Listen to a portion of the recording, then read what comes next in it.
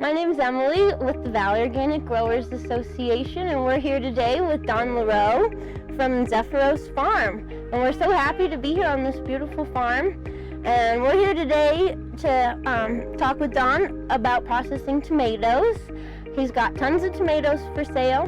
But first, we'd just like to introduce yourself. If you could tell us a little bit about you and your farm and what you guys do here. Okay. Thanks, Emily. Yeah, I'm Don, and along with my wife Daphne and an awesome crew of farmers, we grow certified organic vegetables and cut flowers intensively on about 8 acres. And then we have pastures which help feed the goat that you probably hear in the background, and a bunch of sheep on the farm as well. Emily was asking me what we have to sell a lot of right now, and with these incredibly hot temperatures that we've been having, the quote-unquote hot crops are doing really well. So peppers, eggplants, tomatoes, and maybe you have a lot of these things in your garden, or maybe you like to eat these things all year round. So I am going to show you and talk to you about how a busy farmer deals with having too many tomatoes around.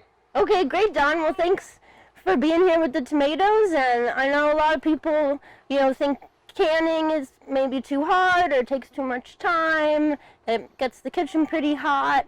But we love to preserve these tomatoes and have this beautiful flavor all winter long for salsas and tacos and tomato sauces and pizzas. So we'd love to hear how a busy farmer deals with the tomatoes. Yeah, so that is the thing. I don't have time to can at the time of year that I usually have an abundance of tomatoes. So if you have time, that's great. And I do can salsa. That is the one tomato-ish product that I will can some of every year.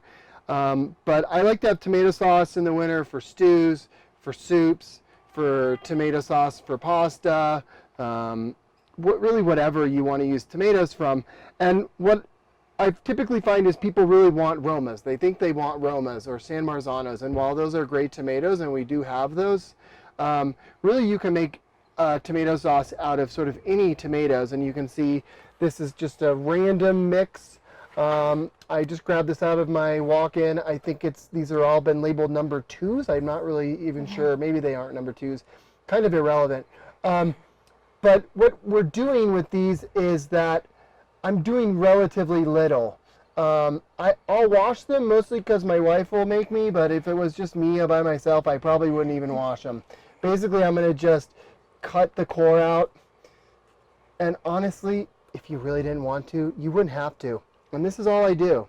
I just cut the core out. Maybe if there's, and if they were dirty at all, I'd wash them. You could, if there's a little bad spot like that, you can just cut that out. Because if you're going to come buy number 2 tomatoes from us, this is what, they're going to have little blemishes. So maybe there's a little yucky part. You just get rid of that. It's fine. Problem with heirlooms and making sauce is that they're really juicy, right? Heirlooms are known for having quite a bit more juice. Particularly these dark kinds tend to have a lot more juice. So, I'll just come in here and cut them out. And like soft ones are fine. They could be like falling apart in your hand. It really doesn't matter how old they are. If they're rotting, maybe that's not a good thing. But here's one. Obviously something went wrong there. I don't know. Maybe a bug got it. Maybe a bird. Something. So I'll just cut that little part out. So basically what I'll do is I'll do this. I'll fill up a whole roasting pan, and I'll fill up about, I'll fill up as many of these as I can that fit in until I can fill my oven. So I'll usually have 3 racks in my oven. And then the nice thing is you can do stuff like add herbs. So over here I've got basil. So I can come and just throw a bunch of basil in maybe. And I would just literally throw the basil in. Or you could do rosemary. I'll do a rosemary thyme one that I tend to use more for soup stock and stew. I'll do the basil ones I'll typically use for, making spaghetti sauce. And then I'll do the same method for making enchilada sauce. So I'll roast. It's a little more involved. I'll take big peppers and I'll just roast them on the grill till they're kind of nice and black. Core them, throw them in there along with some onions and garlic. And usually with those, I might do a little bit of cumin and other spices like that. Then you just stick it in the oven. You roast it for at about, I usually probably would do about 350, 375. You could do it even higher if you wanted it to go faster. And you can typically just you can cover it with aluminum foil. You really don't have to. The idea is that you're just roasting them, so you're getting that flavor. You're kind of cooking them down, and then you're also boiling off some of the liquid. Now, depends on the consistency you want your sauce as to how long you cook them. Typically, I'm taking this sauce and I'm adding it to a soup. So I don't really care how watery it is. And that water is all water from the tomatoes. It's all tomato flavored water, so it's pretty good.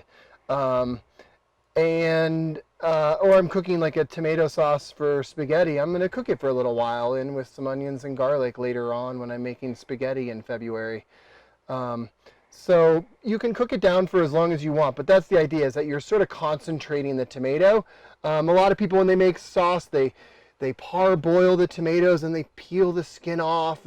But what I do is, at the end of this process, I take the tomato skin, juice, meat, herbs, basil, whatever I've thrown in there, and I'm going to throw it in a Vitamix, or you could use a Cuisinart or whatever, and I just zip the heck out of it until it's just pureed.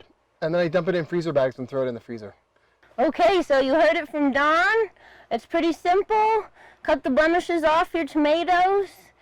Put them on a roasting pan, put them in the oven for however long you want till they're done. Put them in a blender, Vitamix, Cuisinart. Blend it up till it's a puree, and then put that in a freezer bag, put it in the freezer, and enjoy your tomatoes all winter long. So thanks, Don, for sharing that easy recipe. Pasta. Yeah, no problem. Come get some tomatoes. Yeah, so you can get in touch with Don directly. You can also email him. And we have all that information, and you can stop by the farm here in Paonia out on Back River Road.